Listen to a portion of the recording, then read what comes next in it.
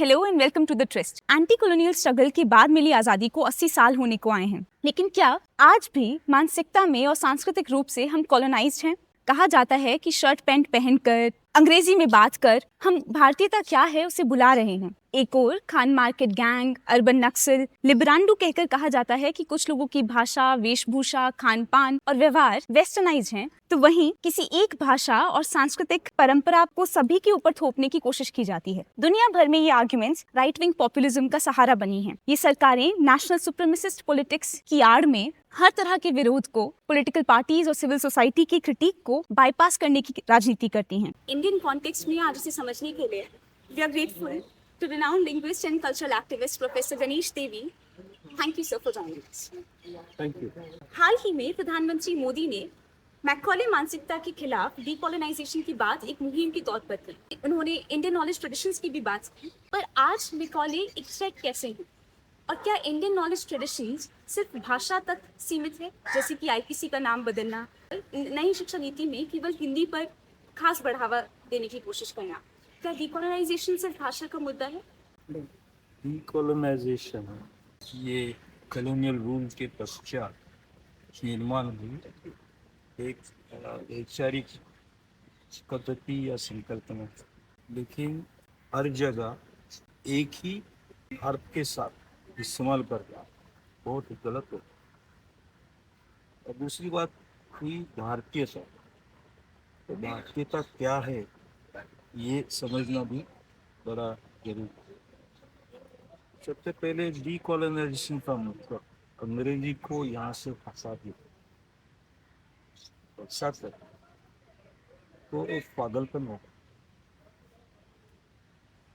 क्योंकि इस देश में बहुत सारी जगह से बहुत सारी भाषाएं आई है और इस देश की विशेषता रही है, हमारे लोगों की विशेषता खासियत रही है कि दुनिया की हर भाषा हमने अपनाई है। इसके पहले पर्शियन, इसके पहले संस्कृत बाहर से आई है। अगर हम डीकोलोनाइजेशन वहाँ तक स्ट्रेच करें और देश के हर भाषा में जितने संस्कृत शब्द है वो निकालने की कोशिश, तो पागलपन। दूसरी बात, केवल शब्द नहीं, भाषा नहीं, लेकिन सांस्कृतिक बहुत सारी कृति या कुछ संस्थान या संस्थाएं भी ऐसी हैं जो हमारे लिए उपयुक्त है। हमारे पार्लियामेंट में इस समय राज्यसभा और लोकसभा, ये दो ग्रह है। अब कोई कहे कि अंग्रेजों का जो पार्लियामेंट है उसमें जो हाउस ऑफ कॉमन्स और हाउस ऑफ लॉर्ड्स, जिसके लिए भारत में अंग्रेजों के समय ये असेंबली ऑफ स्टेट्स शब्द प्रयोग किया गया, अगर हम उसे निकाल दें तो डीकोलोनाइजेशन तो संभव नहीं है। पार्लियामेंट हमें जरूरत है, पार्लियामेंट है इसलिए तो उसका जो नेता चुना जाता है उसे प्रधानमंत्री कहा जाता है। अगर वो कहे कि कॉलोनियल जितना भी आया वो निकाल दे तो प्रधानमंत्री नहीं रहे। इसलिए सोच अपरिपक्व है। और क्या, कुछ बातें खराब है, गुलामी खराब है, कि गुलामी के विरुद्ध है, आत्मा के लिए शाहू महाराज, महात्मा गांधी, सरदार पटेल, पंडित जवाहरलाल नेहरू ये लड़े थे। मेरी जानकारी में आरएसएस और उनके चाहते ये अंग्रेजों का रूल निकालने के लिए लड़े नहीं। तो गुलामी खराब, गुलामगिरी खराब, मैं बिल्कुल इस चीज का सख्त विरोध करता हूं। लेकिन मैं ये भी सोचता हूँ कि इस देश में क्रिकेट का गेम खेला जाता है और अभी तो शायद क्रिकेट एसोसिएशन के जो प्रमुख है उनके पिता हमारे गृह मंत्री, तो क्या अंग्रेजों की क्रिकेट गेम है यहाँ से निकालते तो आमदनी बहुत कम हो जाएगी स्वास्थ्य में। इसलिए कॉलोनियलिज्म ये कोई ऐसा हौलदार नहीं कि जो उठा के फेंक सकते, ये एक बहुत लंबे समय से 400 साल से हुए सांस्कृतिक गिव एंड टेक का रिजल्ट है। उसमें से क्या निकालना और क्या रखना, ये हमारी विवेक पे आधार है। अगर अविवेक विरोधी से करे तो पागलपन होता है। विवेक समान सत्सद विवेक बुद्धि संभाल के उसका विरोध करता है। जैसे मैं जोड़ीदार से उदाहरण देता हूँ। कॉलोनियलिज्म की शुरुआत कहाँ से हुई भारत में? तो इंग्लैंड में ईस्ट इंडिया नाम की कंपनी निकली। ईस्ट इंडिया कंपनी ने यहाँ आके शुरुआत में बिजनेस गुजरात की शुरुआत की थी उन्होंने, सूरत से और फिर कलकत्ता से। बिजनेस के जरिए उन्होंने यहाँ की जो राज्य व्यवस्था थी उस पर पूरा कब्जा जमाया। तो अगर हमारे समय में ऐसा कभी हुआ कि एक दो कंपनी है बड़ी बड़ी और वो पूरी राज्य व्यवस्था को चला रही है, बैक सीट को बैठ के ड्राइव कर रही है, तो उसका विरोध करना है डीकोलोनाइजेशन। तो जैसे अडानी अंबानी है, उनका जो विरोध कर रहे हैं वो डीकोलोनाइजेशन कर रहे हैं, क्योंकि उनकी वजह से इस देश में गरीब और गरीब बनता जा रहा है। लोगों के अधिकार छीने जा रहे हैं। जैसे मच्छीमारों के अधिकार खत्म हो गए अडानी के लिए, पूरा सागर किनारा। ट्रांसपोर्ट कंपनी में काम करने वाले अभी सभी एयरपोर्ट अडानी को भेज दिए, तो उनके काम खत्म हो गए। अभी LIC और रेलवे की बारी है, रोड सभी प्राइवेट कंपनी को दिए हैं। तो लोगों के व्यवसाय खत्म हो, अनएम्प्लॉयमेंट बहुत बढ़ी है। तो जिन कंपनियों की वजह से हमारे लोगों की सरकार केवल कंपनियों के लिए ही काम करे ऐसी बनी, उस सरकार को विरोध कर और उन कंपनियों को विरोध कर, ये एंटी कॉलोनियल फाइट हो सकती है। अंग्रेजी से केवल झगड़ा करना, ये मुझे भी अच्छा लगता है कि हमारी भाषाओं को मैं भाषा तो बहुत चाहता हूँ, हमारी हर भाषा की प्रगति है। उसके साथ साथ अंग्रेजी, संस्कृत और पर्शियन की वो ये लगता है, क्यों ना हो। अंग्रेजी इस दुनिया में जितने लोग बोलते हैं उसमें से 1/3 पॉपुलेशन भारत की है। तो क्यों ना अंग्रेजी अपनी भाषा क्लेम करे। अंग्रेजी बोलने से कोई अंग्रेज नहीं बनता, लेकिन अंग्रेजी मानसिकता से अंग्रेज, वो मानसिकता के सामने लड़, और उसे मैं डीकोलोनाइजेशन सब। आपने मानसिकता की बात की सर, पर हम सबने सुना है कि अंग्रेज चले गए, अंग्रेजी छोड़ गए। वहीं अभी रिसेंटली गृह मंत्री अमित शाह कहते हैं कि इस देश में अंग्रेजी बोलने वालों को शर्म आई। अभी बदलाव से ज़्यादा बदले जैसा लगता है। तो डीकोलोनाइजेशन वाकई भाषा की बराबरी के लिए है, जैसे आपने कहा आप खुद चाहेंगे कि हम भाषा की बराबरी की तरफ जाएं, सभी भाषाओं की प्रगति हो। पर ये फिर से कोई कॉलोनियल मॉडल जैसा दिखता है, बस दूसरी तरफ से देखा हुआ। तो मैं आपको रोकता हूँ। जो अमित शाह जी जो कह रहे हैं वो मैं जिस ढंग से समझता हूँ मैं आपको आपके सामने रखता हूँ। अमित शाह जी ये कह रहे हैं अंग्रेजी जो बोलते हैं उनको शर्म आनी चाहिए। ये दूसरे लोग अंग्रेजी नहीं बोल रहे हैं, उससे वो खुद को सुपीरियर मानते हैं। तो ये जो शर्म की बात है वो, मैं भारत का पूरा इतिहास देख तो मुझे वेदकालीन समाज से आज तक देख के ये सामने आता है कि जिन्होंने ब्राह्मणिकल ऑर्डर ऑफ सोसाइटी ऐसे यहाँ को और वर्ण व्यवस्था करी, असलियत में सबसे पहले शर्म उनको आना चाहिए। जो मनुस्मृति की बहुत चाहत में है उनको बहुत बहुत शर्म आनी चाहिए कि हमने औरतों को ज्ञान व्यवस्था के बाहर रखा। दलित जिसे आज हम कह रहे हैं, ऐसे समाज के बहुत बड़े तबके ज्ञान व्यवस्था के बाहर रखे। तो हमारे देश में दो, हमारे देश के इतिहास दो बड़ी गंभीर जख्म वुंड्स है। एक कॉलोनियलिज्म, दूसरा कास्ट। तो जो वर्ण में व्यवस्था रखते हैं, सुपीरियर और इंफीरियर, उसकी भी मुझे शर्म आती है। और जो केवल अंग्रेजी बोलने से दिमाग में बुद्धि है ऐसे मानते हैं, उसकी भी मुझे शर्म आती है। ये मसला भाषा का नहीं है, ये सोच का है। और जिसकी सोच में हमारा संविधान है, उसकी सोच सही है ऐसे मैं मानता हूँ। और संविधान समिति के अध्यक्ष कौन थे? डॉक्टर बाबा साहेब अम्बेडकर। डॉक्टर बाबा साहब अम्बेडकर ने उनकी हर महत्व की किताब अंग्रेजी भाषा में लिखी। तो क्या मुझे डॉक्टर अम्बेडकर के अंग्रेजी किताबों की शर्म करनी चाहिए अमित शाह जी का सुन? मैं बिल्कुल नहीं करूँगा, बिल्कुल नहीं करूँगा। तो ये अमित शाह जी का नजर एक तरफ थी, दूसरी तरफ दक्षिण हिंदुस्तान के ये राज्य है वो बहुत एलियनेट इस समय महसूस कर रहा है। उनके थ्रेट सी लग रही है, हिंदी का इम्पोजिशन हुआ होगा ऐसे लगता है, इसके लिए वो विरोध करते हैं। उनको सामने रख के कह रहे कि जो अंग्रेजी की इंटरफेस है, अंग्रेजी की प्रशंसा कर रहे थे। होम मिनिस्टर का काम है हमारे देश के सभी राज्यों को अच्छी तरह से संभाल के रखना।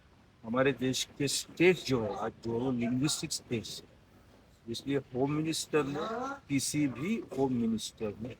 किसी भी गृह मंत्री ने हमारे देश कभी भी किसी भी भाषा की भावनाओं को, श्रद्धाओं को, आस्थाओं को ठेस लगे ऐसा वक्तव्य नहीं करना चाहिए।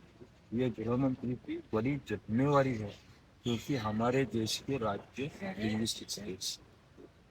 इसलिए मैं उनका जो निवेदन है उससे सहमत होना ठीक नहीं मानता। आपने कहा कि कैसे हमें कास्ट इनइक्वालिटीज पर शायद मानने की जरूरत है। आई थिंक इससे बेहतर टेक कुछ नहीं हो सकता। इनइक्वालिटी पे यस, यस, इससे बेहतर टेक नहीं हो सकता। हमें किन चीज़ों को एड्रेस करना है और किन चीज़ों की एक्चुअली समस्या है उनको देखने का। आनंद तेलतुंबडे जी भी अपनी नई किताब के लिए एक इंटरव्यू में, उनकी किताब द कास्ट कॉन्सेंसस के लिए, उन्होंने कहा कि कैसे कास्ट और कम्युनिटेरियन डिफरेंसेस कहीं ना कहीं कॉलोनियल एनिमरेशन एक्सरसाइज में सॉलिडिफाई हुए और रिजिड हुए। जो ब्रिटिशर्स ने सेंसस किया उसके बाद से ये डिफरेंसेस कहीं ना कहीं और ज़्यादा रिजिड हुए और इनइक्वालिटीज़ गहरी हुई समाज में। पर कास्ट सेंसस पर फिलहाल सभी पार्टीज में एक अग्रीमेंट सा नजर आता है। उसकी कास्ट सेंसस से करना क्या है, वो उसकी पॉलिसी इम्प्लीकेशंस क्या होंगे, वहाँ डाइवर्जेंसेस हो सकते हैं, बट मोटे तौर पर देयर इज एन अग्रीमेंट। इस अग्रीमेंट को कैसे देखा जाए जब एक और हम डीकोलोनाइजेशन की बात करते हैं? तो क्या ये डीकोलोनाइजेशन का मुद्दा नहीं है कि वो जो रिजिडिटी आई सेंसस के साथ, उसकी बात कोई क्यों नहीं करता है? एंड अगर की होती तो कहीं ना कहीं ये जो 15 साल से ऊपर हो रहे हैं उसमें कुछ इसमें दो बात। एक है डीकोलोनाइजेशन, हम इस शब्द का जो अर्थ नहीं समझ रहे, और वो ड्रम पीटते जा रहे डीकोलोनाइजेशन पीपल से। उनको ये भी समझना होगा कि सबसे पहला सेंसस लॉर्ड मेयो ने 1871 में किया, तब से सेंसस शुरू। तो क्या हमें सेंसस भी तोड़ना चाहिए? क्या है फिर? नहीं है।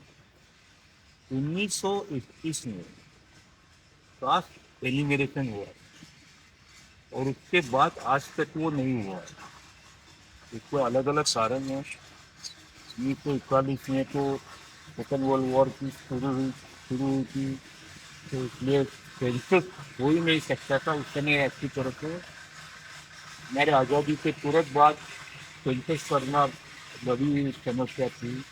1961 के सेंसस में पंडित जवाहरलाल नेहरू उस समय प्रधानमंत्री थे, उन्होंने जितनी हो सके इंफॉर्मेशन दी है। जैसे भाषाओं की बात करें तो उसमें नेहरू जी के समय का 1961 के सेंसस में 1652 मातृभाषाओं के नाम लिखे गए, पहली बार, पहली बार। तो क्योंकि उनको डाइवर्सिटी, विविधता का महत्व क्या है पता था, सर्वसमावेशक समाज हो इसका पता था। उसके बाद के जो सेंसस है वो सब एक पॉलिटिकल मुद्दे में अटक गए कि डिलिमिटेशन, सांसदों की संख्या बढ़ाना, वो सेंसस पे आधारित होता है। और वो उस मुद्दे में काफ़ी सारे सेंसस एक्सरसाइजेस इसके बाद के ठीक ढंग से हुए नहीं। अब इस बार का जो सेंसस है जो 2026, तो वो 2021 को होना, और इंटरनेशनल नॉर्म जो है सेंसस के, इसमें हम सिग्नेटरी है United nation census principles and norm की नई आवृत्ति मार्च 2025 में आई है। उसमें India is a signatory part, हम इसमें शामिल है, कबूल है, हमें स्वीकार है। वो कहते हैं कि ये सेंसस होगा तो ईयर 1 में होगा। 2026 में जो सेंसस हो रहा है इसका टाइम सीरीज कंपैरिजन के लिए इसमें 2011 के साथ कंपैरिजन हो सकेगी ना 2041 के साथ कंपैरिजन हो सकेगी। ये डेटा यूजलेस डेटा निकाले, और वो SIR को मिलता जुलता डेटा निकालने वाले पॉपुलेशन का, ये बहुत खतरनाक सेंसस एक्सरसाइज शुरू है। अब इसमें कास्ट की बात अलग है। सेंसस, हम लोग जब कास्ट सेंसस हो ये मांग कर रहे थे, तो उसका मतलब था कि हमारे देश के आयोजन में, नियोजन में जो भी टैक्सेस आते हैं, जो भी पैसा हम लगाते हो डेवलपमेंट में, वो किसके डेवलपमेंट के लिए लगाया जाता है। अगर सभी कौमों को इसका फायदा ना होता है तो हमें डेवलपमेंट की सोच बदलनी, कुछ नए तरीके से करनी पड़ेगी। 2013 या 14 में जब थोड़ा वॉज सुखदेव थोड़ा को चेयरमैन ऑफ UGC, उन्होंने एक रिपोर्ट बनाया था हायर एजुकेशन इन इंडिया। वो UGC के डेटा पे था, डेटा के आधार पे था। तो उन्होंने उनको इनको देखने मिला कि हमारे हायर एजुकेशन में ST और SC की कोई जगह ही नहीं है।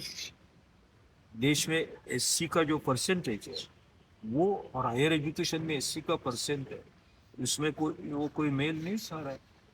बहुत कम लोग हायर एजुकेशन पे जा रहे, हायर पोजीशन पे जा रहे हैं। तो उससे मतलब क्या होगा, उनकी एम्प्लॉयमेंट वही होगी जो परिश्रम के काम है, जो अन्य लोग नहीं कर रहे, जो बहुत ज़्यादा पैसा देके अपने बच्चे स्कूल में, कॉलेज में, यूनिवर्सिटी में भेजते हैं। उनके बच्चों को अच्छी नौकरियां, अच्छा व्यवसाय मिलेगा, बाकी सब, यानी जो बाकी सब वही के वही रह जाएगी। जो वर्ण व्यवस्था थी वो दोबारा सॉलिडिफाई ना हो, इसलिए हमें इंफॉर्मेशन की जरूरत है, हमें कास्ट की जरूरत नहीं है। हमें कास्ट के बारे में इंफॉर्मेशन अगर होने से कुछ हम सामाजिक न्याय ला सके, तो ही जो बाबा साहेब अम्बेडकर ने कहा था एनालिसिस ऑफ कास्ट, उसकी तरफ जा सके। तो डॉक्टर आनंद तेलतुंबे का आर्गुमेंट सही है कि हमें एनालिसिस ऑफ कास्ट के बारे में सोचना पड़ेगा, कास्ट के बारे में नहीं। मैं इनके साथ सहमत हूँ, लेकिन कास्ट के एनालिसिस ऑफ कास्ट कैसी हो सके जब हमें पता चलेगा कि कितने लोग पीड़ित है, कहाँ कहाँ। जैसे डीनोटिफाइड एंड नोमैडिक ट्राइब्स के बारे में हमारे पास देश में कोई डेटा नहीं। कुछ भी, मैं इनके साथ जैसे 20-25 साल से काम करते आया, कोई डेटा नहीं है, जीरो डेटा। तो हमें पता तो चलना चाहिए कि ये लोग कहाँ है, कौन कौन है, कितने, तो फिर उनके बच्चों के लिए दवाई, एजुकेशन प्रावधान कर सकते, ये व्यवसाय की व्यवस्था कर सकते। तो इधर भी उसको अननेसेसरी मिस इन्फॉर्मेशन और प्रोपेगेंडा और पॉलिटिकल डिबेट में डालना, ये सीरियस सब्जेक्ट है। तो वो मैं ठीक है। सर, इतिहास में डिकोलोनाइजेशन में एक बड़ा विवाद बढ़ता है। स्कूल टेक्स्ट बुक्स में बदलाव, शहरों और सड़कों के नाम बदलना, ये सभी अक्सर एक सेलेक्टिव रिविजनिस्ट एक्सरसाइज जैसा दिखता है। क्या डिकोलोनाइजेशन, आपने भी कॉन्स्टिट्यूशन और अम्बेडकर की बात की सर, क्या डिकोलोनाइजेशन एक ऐसे अतीत में लौट जाना है जहाँ मेडिवल और मॉडर्न हिस्ट्री के जो ज़रूरी सबक हैं उनको किसी तरह से टाल दिया जाए? एक्चुअली बहुत बड़ा पैराडॉक्स, विरोधाभास है। सर विलियम जेम्स 18वीं सदी के अंत में एक भाषण कलकत्ता में दिया था। उसमें उन्होंने कहा था उनको संस्कृत, प्राचीन संस्कृत, लैटिन, ग्रीक और ईरानियन में सागर में दिख रहा था, उसका अभ्यास करना। तो उन्होंने कहा था कि मेरा काम है कि 11वीं सदी के पहले का भारत में ढूंढूंगा, उसके बाद वाला मेरा काम नहीं है। अब उसके बाद जो इतिहास लिखे गए उसमें 11वीं सदी के बाद हमारे यहाँ केवल अंधेरा ही अंधेरा था, ये लिखा गया, डार्क पीरियड, मेडिवल पीरियड। बल्कि बहुत सारे इतिहासकारों ने ये दर्शाने का प्रयत्न किया है कि ऐसे नहीं था। और मैं एक सामान्य नागरिक या साहित्य का विद्यार्थी होने के नाते मैं मानता हूँ कि जो समाज कबीर या मीरा या तुकाराम या ज्ञानदेव या नरसिंह मेहता निर्माण कर सका, वो अंधेरे में कैसा होगा। ये सब लोग भक्ति पीरियड कहा जाता है उसे, वो सब लोग वर्ण के सामने लड़ रहे हैं। आरएसएस के जो समर्थक है उनको कोई भी वर्ण व्यवस्था के सामने लड़ रहा है तो उसे निगेट करना ये अच्छा है। इसलिए वो बहुत सारे ऐसी अफवाहें फैला रहे हैं कि ये मिडिवल टाइम जो है उसमें केवल आक्रमण था।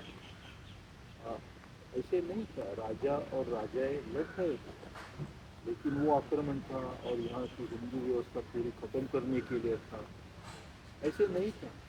अगर ऐसा होता तो बाबर से लेके अकबर से लेके बिल्कुल ब्रिटिश आने तक जो मुगल राज्य था, उस समय हमारे देश में मुस्लिमों की संख्या बढ़ जाती, अगर बढ़ जाती है हिंदुओं की कम हो जाती।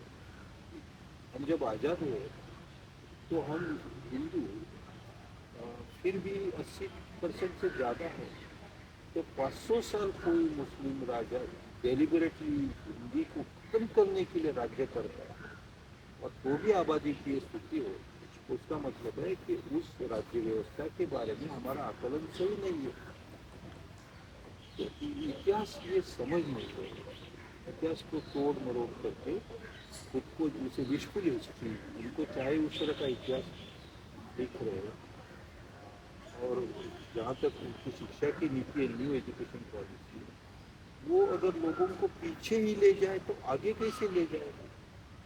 एक तो आगे ले प्रोग्रेसिव फॉरवर्ड लुकिंग बना सकते हैं समाज को, या तो कोई सनातन बहुत पुराने समय, मैं हर पुरानी चीज़ त्याज्य है, खराब है, ऐसे नहीं मानता, लेकिन उसमें से जो हमारे लिए आज के लिए जो वो लेके आगे चलना चाहिए, और जो उस समय में खराब हुआ था उसे स्वीकार के उसे बदलना चाहिए।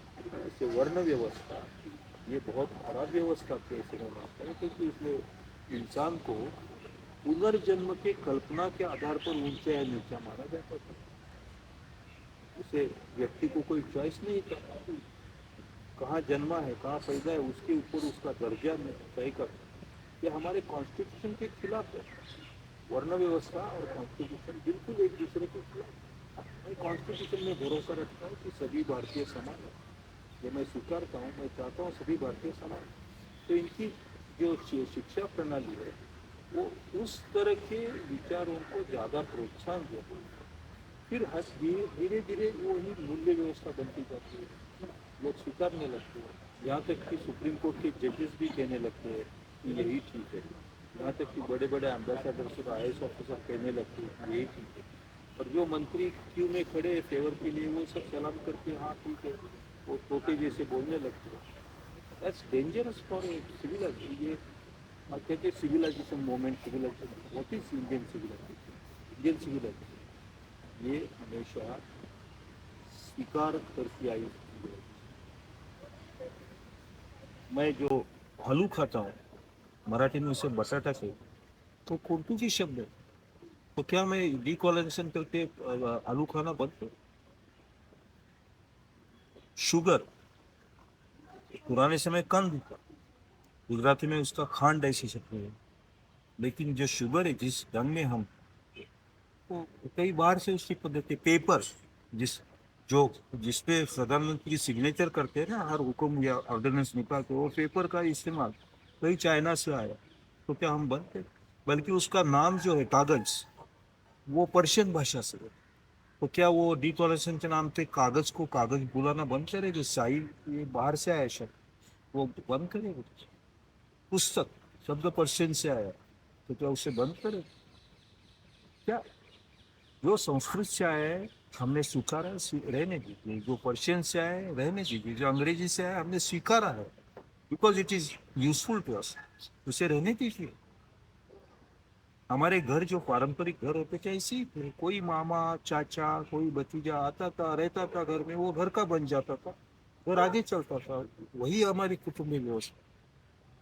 तो के रामानुजन की बहुत अच्छी इस पे कविता। तो हमारा देश एक बहुत बड़ा परिवार अगर हो, तो हमारे दरवाजे बारियां खुली होनी चाहिए। घुसपैठिया घुसपैठिया जो शुरू है, मैंने कभी नाम नहीं पढ़े कौन कौन घुसपैठिया, इनकी संख्या पता नहीं, लेकिन 10-12 साल से घुसपैठिया घुसपैठिया। तो क्यों घुसने दे रहे हैं? और जो घुसे उनके नाम वो क्यों नहीं डिक्लेयर कर रहे? ये लोगों को डराने के लिए, प्रचार करने के लिए और सत्ता में रहने के लिए ऐसे शब्दों का इस्तेमाल करना, ये भी अनएथिकल, अनैतिक है समय में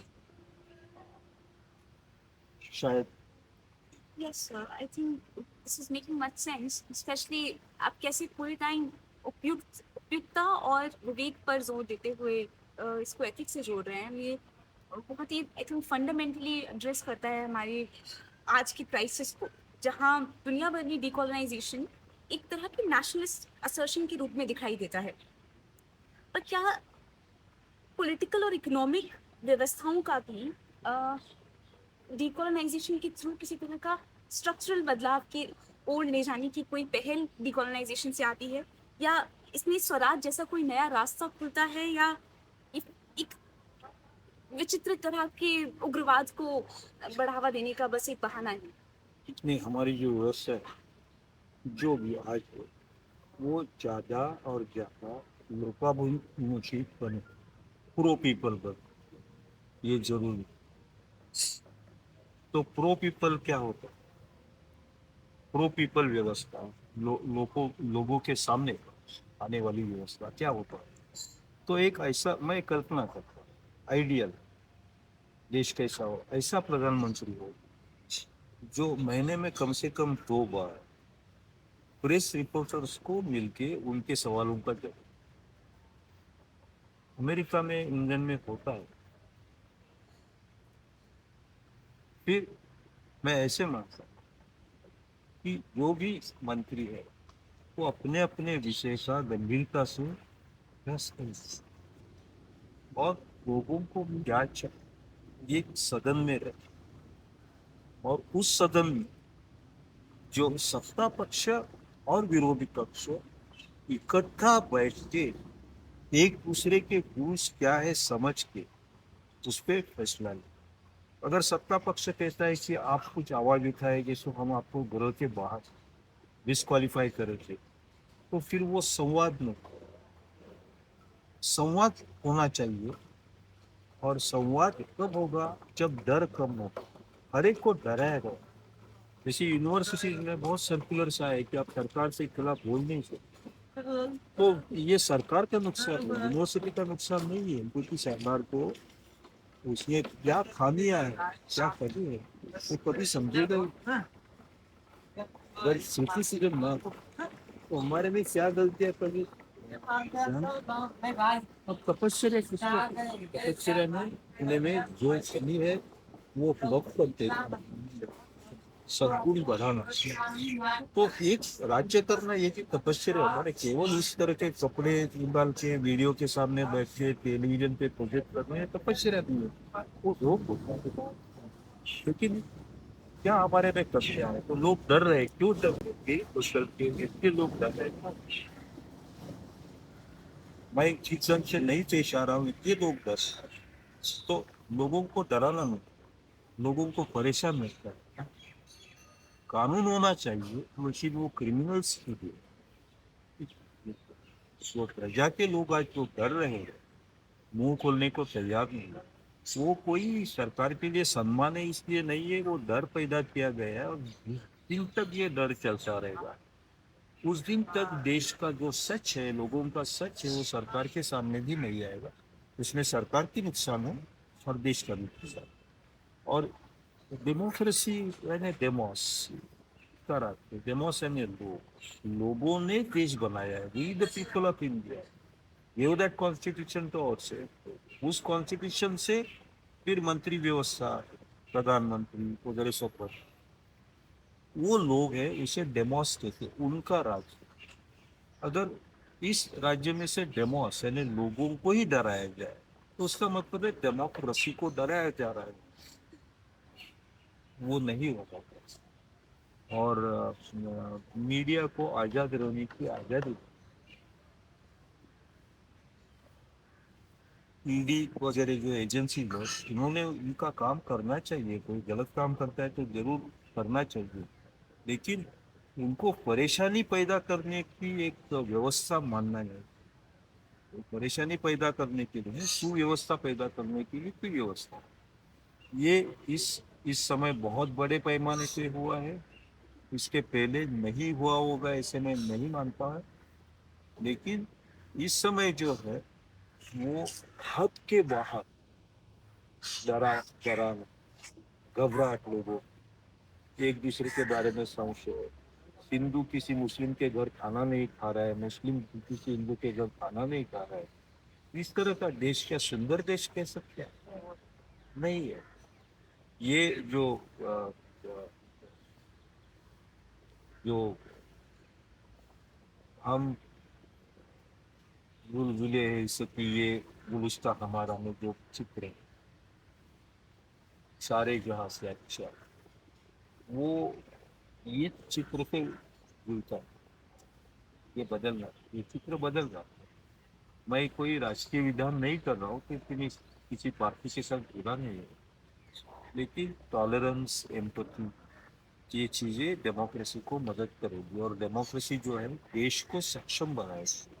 अगर कोई युद्ध निकल आता है तो देश अच्छी ढंग से युद्ध खेल पाए, वो पीछे हटना नहीं पड़ेगा 4-5 दिन, तो लोग खुशी में रहेंगे और स्त्री की इज्जत रहेगी, और लोगों को व्यवसाय मिलेगा। और बहुत अमीर और बहुत गरीब, इतना फासला बड़ा है, वो इतना बड़ा नहीं हो, इसके लिए डेमोक्रेसी होनी चाहिए, और वो हम करेंगे तब हम डीकोलोनाइज हो गए, ऐसा नहीं कर। Thank you. डीकोलोनाइजेशन अगर किसी एक भाषा, धार्मिक या सांस्कृतिक परंपरा की श्रेष्ठता की बात उसी थोपने वाले ढंग में करे जो विस्तारवादी कॉलोनाइजेशन की जड़ में है, तो इसकी राजनीतिक विफलता के लिए हम सभी सजग रहें। Thank you and stay tuned to the trust.